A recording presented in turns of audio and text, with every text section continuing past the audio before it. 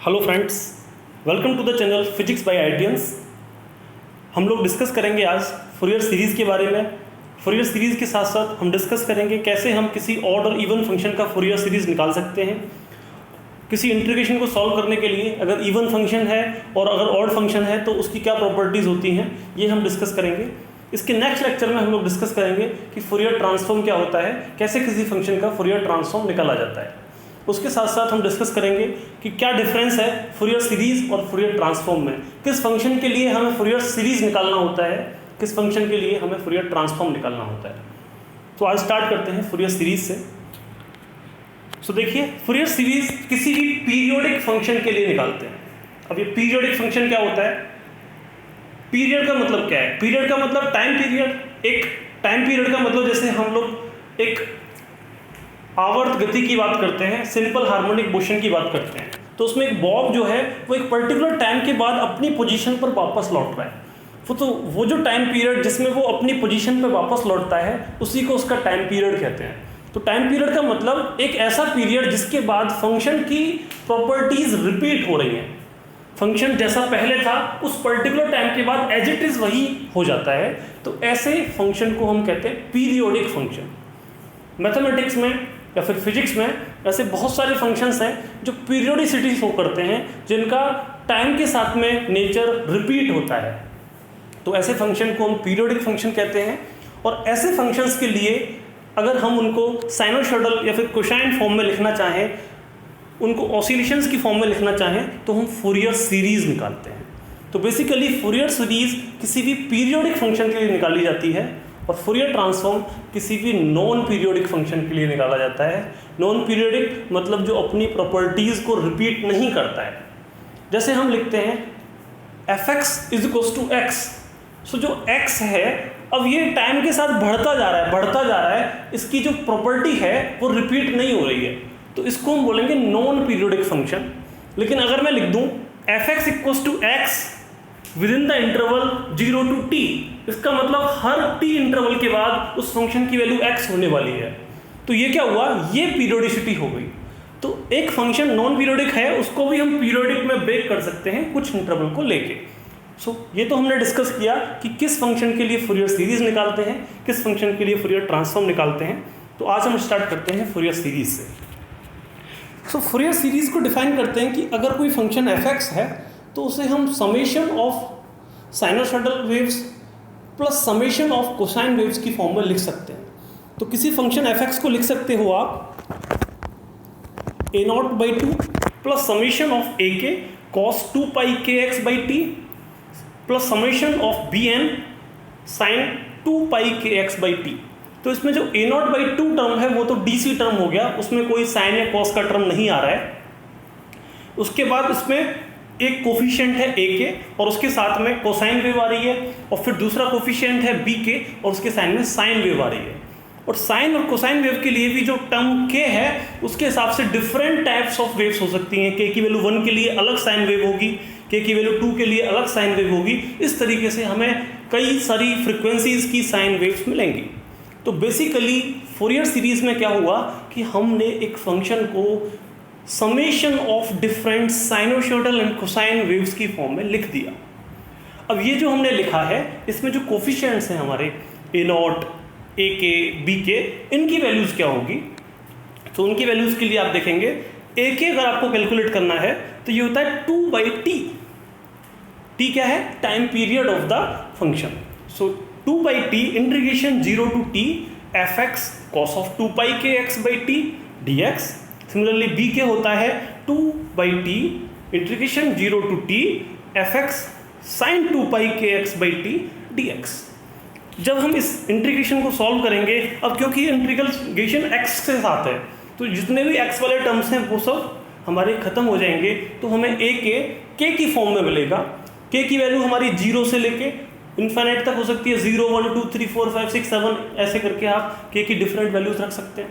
तो हर वैल्यू के लिए आपको अलग एक कोफिशिएंट मिलेगा, a0, a1, a2, a3, और वो कोफिशिएंट्स आप अपने फंक्शन की डेफिनेशन में लिख देंगे तो आपको फूरियर सीरीज मिल जाएगी। तो ये जो ak और bk हैं इनको हम फूरियर सीरीज कोफिशिएंट बोलते हैं। ओके, आगे हम स्टार्ट करते हैं इसी को। अब देखिए, ये एक पीरियोडिक वेव थी, एक ट्रायंगुलर वेव थी जो एक पर्टिकुलर पीरियड 2 पाई के बाद रिपीट हो रही है। माइनस पाई से पाई तक इसको डिफाइन किया गया है, फिर से ये पाई से 2 पाई के टाइम पे फिर से रिपीट होती है और एक कॉन्टिन्यूसली रिपीट होती जा रही है। तो हम इसका फूरियर सीरीज निकालेंगे। तो ये देखिए, आपको जो रेड जो आपको वेव दिख रही है, ये इसका फूरियर सीरीज है कि इसके different Fourier series sinusoidal cosine waves हैं और वो कंटिन्यूसली आपको दिख रही हैं। अब जैसे मान लीजिए एक क्वेश्चन हम करना चाहते हैं। क्वेश्चन है आपके पास एक स्क्वायर वेव है जिसकी वैल्यू 1 है अगर वो 0 से 1/2 है, उसकी वैल्यू -1 है अगर वो 1/2 से 1 है। तो ये एक क्या हो गया, कोसाइन वेव हो गया, सॉरी ये एक स्क्वायर वेव है ऊपर वो 0 से लेके हाफ के लिए, और फिर से 0 से लेके हाफ से लेके 1 के लिए फिर से एक स्क्वायर वेव है। ऊपर पॉजिटिव भी है, नीचे भी है नेगेटिव में। और इसको अगर आप देखोगे तो ये एक ऑड फंक्शन है। ऑड फंक्शन का मतलब क्या होता है कि अगर हम फंक्शन में x की जगह पर -x लिख दें तो वो एज इट इज फंक्शन के बराबर आता है विद अ माइनस साइन। मतलब f of -x is equals to -fx। तो ऐसे फंक्शन को हम कहते हैं ऑड फंक्शन। और ऑड फंक्शन की कैटेगरी में अगर आप देखोगे तो इसको समझने के लिए हम नेक्स्ट स्लाइड पे चलते हैं। नेक्स्ट स्लाइड में हमें दिखता है कि अगर हम किसी फंक्शन का एरिया निकालना चाहते हैं, एरिया मान लीजिए a से b आप एरिया कैलकुलेट करना चाहते हैं, तो एरिया को हम डिफाइन करते हैं area is equals to integration a to b fx dx। तो जब इस फंक्शन का हम एरिया कैलकुलेट करेंगे a से b तो हमें मिलेगा, मान लीजिए इसका इंटीग्रेशन सॉल्व करके आता है कैपिटल fx, तो ये हो जाएगा f of b minus f of a। तो ये है इसका एरिया। अब ये तो हुआ एक डेफिनेट इंटीग्रेशन की प्रॉपर्टी कि हम वो डेफिनेट इंटीग्रेशन एक एरिया को रिप्रेजेंट करता है। एक्स एक्सिस के साथ कोई फंक्शन जितना एरिया बना रहा है, एक उसकी लोअर लिमिट और अपर लिमिट से लेकर, तो उसी को हम डेफिनेट इंटीग्रेशन कहते हैं। अब इसकी कुछ प्रॉपर्टीज हो सकती हैं। प्रॉपर्टीज जैसे कि मान लीजिए हम कैलकुलेट करना चाहते हैं 0 to 2a fx dx। अब ये 0 से 2a fx dx को हम ब्रेक कर सकते हैं और इसे लिख सकते हैं 0 to a fx dx plus a to 2a fx dx। अब ये जो a to 2a वाला fx dx है उसको आप चाहे तो fx की जगह पर f of 2a minus x भी लिख सकते हैं। तो ये हो गया हमारे पास 0 to a fx dx plus a to 2a f of 2a minus x dx। अब यहाँ पे दो कंडीशंस आपके पास आ सकती हैं।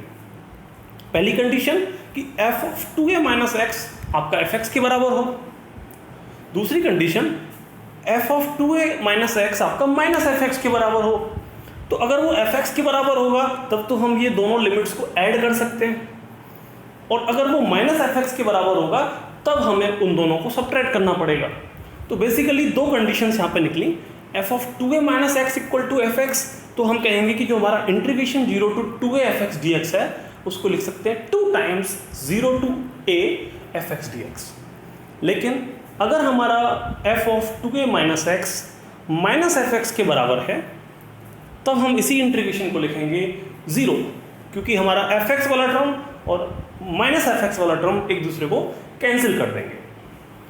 यहीं पर हमारी दूसरी प्रॉपर्टी निकलती है जो कि इवन और ऑड फंक्शन की प्रॉपर्टी है। ये प्रॉपर्टी क्या कहती है कि f ऑफ माइनस, आप इंटीग्रेशन कर रहे हैं f ऑफ x dx को माइनस a to a। अब जब आप माइनस a to a करोगे तो आपकी लिमिट जो ब्रेक होगी वो होगी माइनस a to 0 और 0 to a। अब यहाँ पर फंक्शन आपका ऑड भी हो सकता है और फंक्शन आपका इवन भी हो सकता है। अगर फंक्शन आपका ऑड है तो ऑड फंक्शन के केस में क्या होगा, आपका fx और माइनस fx एक दूसरे को कैंसिल कर देंगे और ओवरऑल इंटीग्रेशन क्या हो जाएगा, 0। सिमिलरली अगर वो आपका f of minus x fx के बराबर ही आता है तो वो इवन फंक्शन होगा और उस केस में ये दोनों ऐड हो जाएंगे और उसे हम लिख सकते हैं 2 times 0 to a fx dx। तो बेसिकली हम लोगों ने देखा क्योंकि हमारे पास अगर ऑड फंक्शन है तो कुछ पोर्शन उसका एक्स एक्सिस के ऊपर रहेगा, कुछ पोर्शन उसका एक्स एक्सिस के नीचे रहेगा, और क्योंकि हम पीरियोडिसिटी को देख रहे हैं तो फंक्शन सिमेट्रिक होगा एक्स एक्सिस के ऊपर जितना एरिया होगा उतना ही एक्स एक्सिस के नीचे वाला एरिया होगा, और वो जब ऐड किया जाएगा, इंटीग्रेशन का मतलब एडिशन, जब हम उन दोनों को ऐड करेंगे तो वो दोनों एक दूसरे को कैंसिल कर देंगे और हमारा ओवरऑल इंटीग्रेशन का मतलब एरिया अंडर द कर्व 0 हो जाएगा। लेकिन अगर वो इवन फंक्शन हुआ तो नेगेटिव वाला पोर्शन तो होगा नहीं, पॉजिटिव वाला पोर्शन ही रहेगा, और वो जब आप इंटीग्रेशन सॉल्व करोगे तो वो ऐड हो जाएगा और आपके पास पॉजिटिव एरिया बचेगा। तो उसके लिए हम कुछ ग्राफ्स के थ्रू समझते हैं कि हमारा ऑड फंक्शन कैसा हो सकता है और इवन फंक्शन कैसा हो सकता है।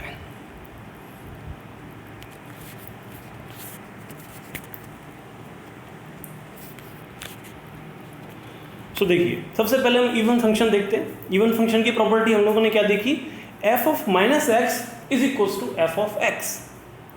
अब जब f of minus X F of X के बराबर है तो इस प्रॉपर्टी को कौन फॉलो करेगा। जैसे अगर हम मॉडुलस फंक्शन लिखना चाहते हैं तो मॉडुलस फंक्शन के आप लेफ्ट में जाओ वाई एक्सिस के या वाई एक्सिस के राइट में जाओ, वो दोनों चीज़ें बराबर होनी चाहिए। मतलब x की वैल्यू आप 1 रखो या फिर x की वैल्यू -1 रखो, वैल्यू सेम आनी चाहिए। आप x की वैल्यू 2 रखो, x की वैल्यू -2 रखो, वैल्यू सेम होनी चाहिए। तो ऐसे फंक्शन को हम कहते हैं इवन फंक्शन। सो हमारा ये जो मॉडुलस x फंक्शन है वो एक इवन फंक्शन हो गया। उसी तरीके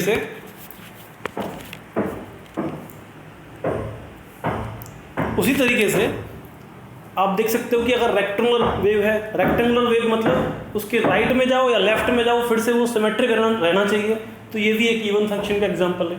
आप y = cos x ले लो, ये भी एक इवन फंक्शन का एग्जांपल है, क्योंकि y एक्सिस के लेफ्ट में और y एक्सिस के राइट में दोनों ही चीज़ एग्जैक्टली सेम है, तो ऐसे फंक्शन को इवन फंक्शन कहते हैं। ऑड फंक्शन की प्रॉपर्टी अगर आप देखेंगे, सो ऑड फंक्शन के लिए हम डिफाइन करते हैं f of minus X is equal to minus times f of x। मतलब fx के बराबर तो है लेकिन उसमें एक माइनस का साइन एक्स्ट्रा आ गया। तो इसको कैसे डिफाइन कर सकते हैं, आप साइनोसॉइडल वेव देखिए, आप साइन के लेफ्ट में जाओगे तो वो नीचे है, वाई एक्सिस के माइनस लेफ्ट साइड में अगर आप जाओगे तो जो फंक्शन है वो एक्सिस के नीचे है, मतलब नेगेटिव टाइम्स है।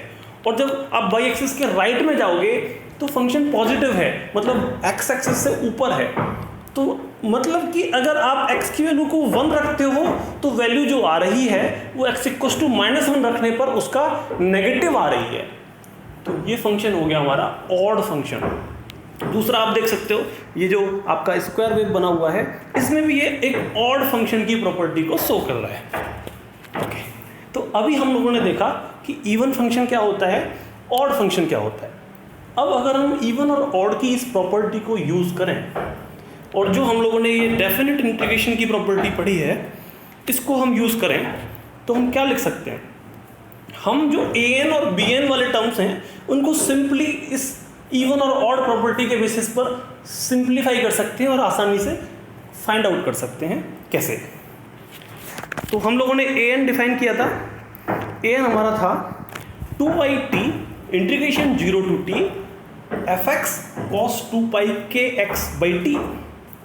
उसी तरीके से हम लोगों ने bn को डिफाइन किया था, bn हमारा था 2/t integration 0 to t fx sin 2π kx/t dx।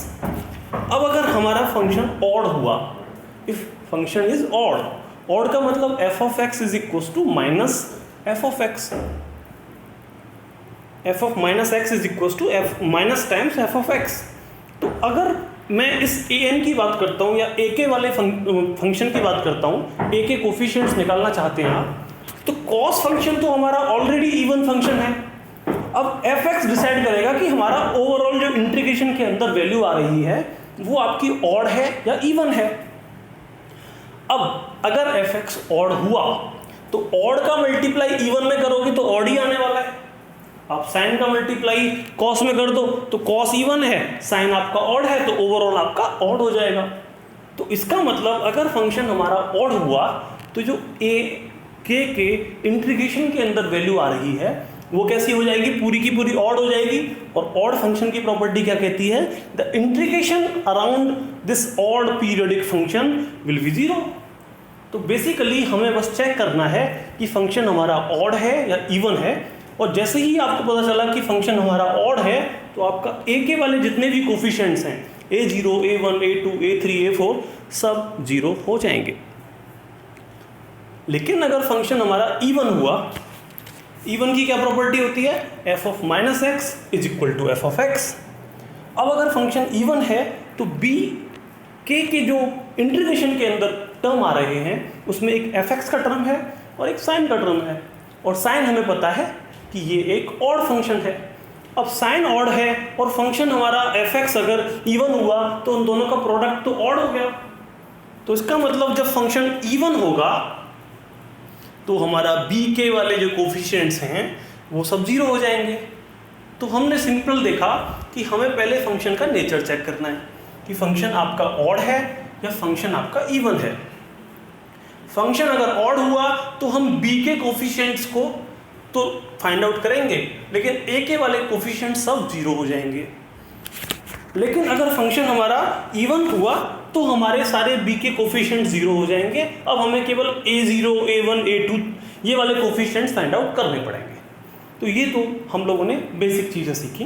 अब हम कुछ क्वेश्चंस की हेल्प से फूरियर सीरीज को समझने की कोशिश करते हैं। तो देखिए, मान लीजिए पहला क्वेश्चन है हमारे पास fx is equals to x, जिसमें x की वैल्यू -π से लेके π के बीच में है। तो ये एक पीरियोडिक फंक्शन हो गया। अब इसको कैसे सॉल्व करेंगे? अब देखिए, क्योंकि -π से π तक के बीच में है तो अगर हम इस fx में x की जगह -x पुट करें तो हमें क्या मिलेगा? x की जगह -x पुट किया तो it will be minus of x। इसका मतलब ये f of -x equal to -fx वाली प्रॉपर्टी को फॉलो कर रहा है। तो ये कैसा फंक्शन हो गया? This will be a odd function. और ऑड फंक्शन के लिए हम क्या करते हैं?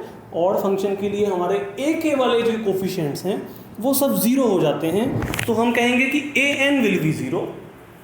अब हमें केवल bn फाइंड आउट करना है, और bn के लिए हमारा फॉर्मूला क्या बनेगा? टाइम पीरियड क्या है इसमें? पाई। तो हम लिखेंगे टाइम पीरियड इसमें 2π है, -π से π के बीच में। तो ओवरऑल आप देखोगे तो ये 2π का इंटरवल हुआ। तो हम लिखते थे bn को या फिर bk को 2/t। तो 2/2π तो 1/π हो जाएगा।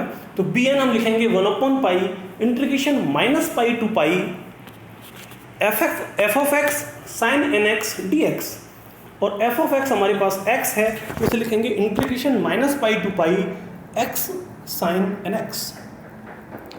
अब हम साइन की बाई पार्ट्स वाली जो प्रॉपर्टी है, जिसमें फर्स्ट पार्ट और सेकंड पार्ट हम मान लेते हैं, उस प्रॉपर्टी का यूज़ करके हम आसानी से इस इंटीग्रेशन को सॉल्व कर सकते हैं। तो हमारा जो x sin nx का इंटीग्रेशन है ये हो जाएगा -x cos nx upon n plus sin nx upon n square, और ये हमारा -π से π तक जा रहा है। जब हम लिमिट पुट करेंगे तो देखिए, हम लोअर लिमिट पुट करें π या फिर -π तो हमारा साइन वाला टर्म तो खत्म हो जाएगा। तो हमें बस जो x cos nx वाला टर्म है उसी से कुछ वैल्यू मिलने वाली है। सो हमारा जो bn फाइंड आउट होके आएगा आपके पास वो हो जाएगा -2/n cos nπ। तो जो cos nπ है तो cos का जो एंगल है वो π का एक इंटीजर फैक्टर है, क्योंकि n तो हमारा इंटीजर है, वो 0, 1, 2, 3, 4 आप कुछ भी रख सकते हो। सो जैसे ही आप n की कुछ वैल्यूज रखोगे, जैसे आपने मान लीजिए n की वैल्यू 1 रखी तो cos π हो जाएगा और इसकी वैल्यू क्या आ जाएगी? -1। और अगर आप इसमें 2 रखोगे n की वैल्यू तो cos 2π तो ये हो जाएगा 1। इसका मतलब आप cos की जो n की वैल्यू है अगर आप ऑड रखोगे 1, 3, 5, 7, 9 तो हमारा जो cos आने वाला है वो -1 आएगा। लेकिन अगर आप वैल्यूज इवन रखोगे 2, 4, 6, 8 तो आपका जो cos है वो आपको 1 देगा। तो वो +1 भी हो सकता है, -1 भी हो सकता है, डिपेंडिंग ऑन कि n आपका ऑड है कि इवन। तो इस तरीके से हम इसको -1 की पावर समथिंग लिख सकते हैं। -1 की पावर बेसिकली n लिख सकते हैं। n अगर 1 है तो वो -1 दे देगा, n अगर 2 है तो वो 1 दे देगा। लेकिन क्योंकि एक -1 ऑलरेडी इसमें लगा हुआ है बाहर, तो उसे हम -1 की पावर n+1 कहेंगे। सो bn को हम कह सकते हैं 2/n -1 की पावर n+1। तो ये हमारा बी एन कोफिशिएंट हो गया और ए एन वाले कोफिशिएंट्स ऑलरेडी जीरो हैं, तो हम फंक्शन को लिख सकते हैं F X equals to summation of B N sine N X D, बस। और इसमें हम एन की वैल्यूज पुट कर करके साइन के जो अलग अलग कोफिशिएंट्स हैं, अलग अलग साइन वेव्स हैं, उसके सम ऑफ फॉर्म में हम इस फंक्शन को लिख सकते हैं। अगर इस फंक्शन को इस तरीके से आप लिखें तो फंक्शन हो जाएगा हमारे पास 2/n था, तो उसमें से 2 आप बाहर कॉमन ले सकते हैं। n की वैल्यू जब 1 होगी आपके पास तो 1 + 1 2, तो वो -1 की पावर 2, तो वो 1 देगा। तो बेसिकली ये हो जाएगा साइन एक्स। जब आप n की वैल्यू 2 रखोगे तो ये हो जाएगा माइनस साइन 2x/2, फिर 3 रखोगे तो प्लस साइन 3x/3। इस तरीके से आपकी डिफरेंट वैल्यूज आती चली जाएगी। तो ये तो था हमारा f(x = x) का फूरियर सीरीज कैसे निकालते हैं। अगर आप इसकी वेवफॉर्म लिखना चाहते हैं तो इसकी वेवफॉर्म कुछ इस तरीके से आएगी। f(x = x) था हमारे पास, और ये वेव कंटिन्यूसली टाइम के साथ में आपको summation of different sine waves मिलता चला जाएगा। ओके, नेक्स्ट क्वेश्चन देखते हैं। नेक्स्ट क्वेश्चन में आपको दे रखा है कि जो फंक्शन है उसकी वैल्यू 0 रहती है अगर आप -π से 0 तक जाते हैं, और उसकी वैल्यू π रहती है अगर आप 0 से π जाते हैं।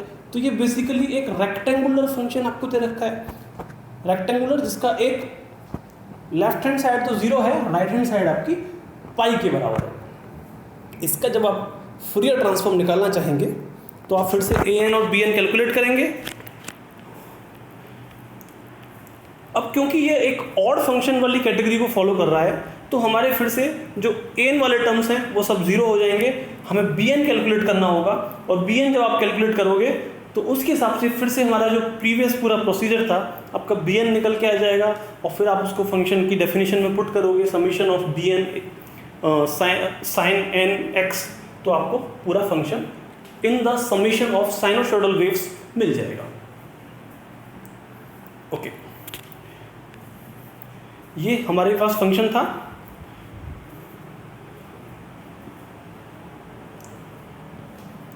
जो फंक्शन f(x = x) था उसका साइनोसॉइडल जो फूरियर सीरीज है वो ये वाला है, और जो अभी मैंने बताया आपको रेक्टेंगुलर वेव वाला फंक्शन, उसका जो फूरियर सीरीज है वो इस डायग्राम में आपको दिखाया गया है। ये आपके पास f(x = π) और f(x = 0) वाला वेव है, और ये आपको साइनोसॉइडल वेव्स दिख रहे हैं जिसमें वो different summation of different sine waves दिखा रहा है। ये देख सकते हैं, एक रेक्टेंगुलर वेव के ऊपर कई सारे साइनोसॉइडल वेव्स सम होके आ रहे हैं। an क्योंकि 0 था, bn केवल था, तो ये केवल साइन वेव्स का समेशन आपको शो हो रहा है। तो ये दिख रहा है डिफरेंट साइन वेव्स हैं। धीरे धीरे साइन वेव का जो फ्रीक्वेंसी है वो बढ़ती जा रही है टाइम के साथ में, और ये आपको पूरा दिखता चला जाता है। ये तो था रेक्टेंगुलर वेव के लिए, और जो y = x फंक्शन लिया था उसका जो फूरियर सीरीज वेव में आप अगर इसको लिखना चाहोगे तो ये इस तरीके से आपको दिखेगा। ये पहला साइन, ये दूसरा साइन, ये तीसरा साइन, ये चौथा, मतलब n की वैल्यूज़ के साथ साथ वो साइन की डिफरेंट वेव्स को दिखा रहा है। तो इस तरीके से आपको मिलेगा, उनको जो आप कंबाइन करोगे तो वो अप्रोक्सीमेटली f(x = x) को रीच करने की कोशिश करेगा। ओके, सो अभी तक हम लोगों ने डिस्कस किया इस लेक्चर में कि किसी भी फंक्शन को हम sum of sine waves and sum of cosine waves की फॉर्म में लिख सकते हैं, और ये जो सम निकालने के लिए जो कोफिशिएंट्स होते हैं साइन कोसाइन के, उनको डिफाइन किया गया था a0 = 1/π। अगर पाई हमारा -π से π अगर हमारा इंटरवल है तो 1/π -π to π f(x dx)। उसी तरीके से an को डिफाइन किया था 1/π -π to π f(x cos nx dx), एंड bn को डिफाइन किया था 1/π -π to π f(x sin nx dx)। उसके बाद हम लोगों ने कहा था कि ये जो फंक्शन अगर इवन है या ऑड है, उसके बाद उसकी जो प्रॉपर्टीज़ हैं उनका यूज़ हम कर सकते हैं। तो अगर हमारा फंक्शन इवन हुआ तो इवन फंक्शन के केस में हम bn को 0 कर देते हैं, तो जो फंक्शन हमारे पास आएगा वो केवल a0 और an का समेशन होगा, मतलब वो केवल उसमें एक तो डीसी टर्म होगा और सारी की सारी कोसाइन वेव्स होंगी। तो हम a0 निकाल सकते हैं, an निकाल सकते हैं, bn निकालने की ज़रूरत हमें नहीं होगी। लेकिन अगर हमारा फंक्शन ऑड हुआ तो ऑड के केस में हमारे पास a0 0 होगा, an 0 होगा, लेकिन bn हमारे पास एग्जिस्ट करेगा, तो हम bn फाइंड आउट कर सकते हैं। और इसका मतलब ये जो फंक्शन है वो केवल समेशन ऑफ साइनोसॉइडल वेव्स होगा, इसमें कोई कोसाइन वेव नहीं आएगी। ओके, ये कुछ प्रॉपर्टीज़ हैं फूरियर सीरीज़ की टाइम डोमेन में और फ्रीक्वेंसी डोमेन में, कि जैसे हम लोगों ने लैप्लास ट्रांसफॉर्म के केस में देखा था कि किसी फंक्शन f(x) का फूरियर ट्रांसफॉर्म मैं fn से अगर इंडिकेट करता हूँ, तो अगर लीनियरिटी प्रॉपर्टी कहती है कि a f(x) plus b g(x), f(x) और g(x) दो अलग अलग फंक्शंस हैं, तो उसका फूरियर सीरीज अगर आप निकालेंगे तो वो हो जाएगा a fn plus b fn और g fn। टाइम रिवर्सल अगर आप x की जगह पे -x कर देते हैं तो उस फंक्शन का जो फूरियर सीरीज होगा वो f ऑफ -n होगा। मतलब फूरियर फ्रीक्वेंसी डोमेन में भी आप उसका रिवर्सल कर दोगे। टाइम कंजुगेट अगर आप टाइम डोमेन में कंजुगेट करोगे तो वो फ्रीक्वेंसी डोमेन में भी कंजुगेट हो जाएगा, लेकिन साथ में एक माइनस साइन भी आएगा, तो ये हो जाएगा f ऑफ -n कंजुगेट। फिर है रियल पार्ट, अगर आप निकालना चाहते हैं तो रियल पार्ट को आप लिख सकते हैं half fn plus fn conjugate, f minus n conjugate आप लिखेंगे उसको। तो ये हमने कुछ प्रॉपर्टीज देखी। अब हम देखते हैं शिफ्टिंग। तो अगर हम टाइम डोमेन में शिफ्ट करते हैं, जैसे आपको f(x) का फूरियर सीरीज पता है, आप निकालना चाहते हैं f of x minus x0 की फूरियर सीरीज क्या होगी, तो उसे आप लिखेंगे fn, जो ऑलरेडी फूरियर सीरीज था, उसमें एक मल्टीप्लाई हो जाएगा factor e to the power minus eta 2 pi x0 by t जिसमें टाइम पीरियड है इनटू n। तो ये कुछ प्रॉपर्टीज हैं फूरियर सीरीज की, इनको आप याद रखेंगे। और जो बेसिक हम लोगों ने देखा है कि ऑड इवन का कंसेप्ट हम किस तरीके से यूज करते हैं उन कोफिशिएंट्स an और bn को कैलकुलेट करने के लिए, वो आपको याद रखना है। सो फ्रेंड्स, आज के लिए हमारा इतना ही था। इसमें हम लोगों ने फूरियर सीरीज और उसकी वेरियस प्रॉपर्टीज़ के बारे में डिस्कस किया। नेक्स्ट वीडियो में हम कुछ और क्वेश्चंस डिस्कस करेंगे। उसके साथ साथ हमारा नेक्स्ट टॉपिक रहेगा फूरियर ट्रांसफॉर्म। फूरियर ट्रांसफॉर्म का किस तरीके से हम यूज़ कर सकते हैं फिजिक्स में और वेरियस फील्ड्स में, उसके अलावा कैसे हम डिफरेंशियल इक्वेशंस को भी फूरियर ट्रांसफॉर्म की हेल्प से सॉल्व कर सकते हैं, ये भी हम डिस्कस करेंगे। So thank you friends. इस वीडियो को अगर आपको अच्छा लगा है तो इसे लाइक कीजिए, अपने फ्रेंड्स के साथ शेयर कीजिए और हमारे चैनल को सब्सक्राइब कीजिए। हमारा जो टेलीग्राम चैनल है उस पर आप अपने डाउट्स शेयर कर सकते हैं, और जो फ्रेंड्स दूसरे अपने डाउट्स लिखते हैं उनको भी आप सॉल्व करने में हेल्प कर सकते हैं। Thank you.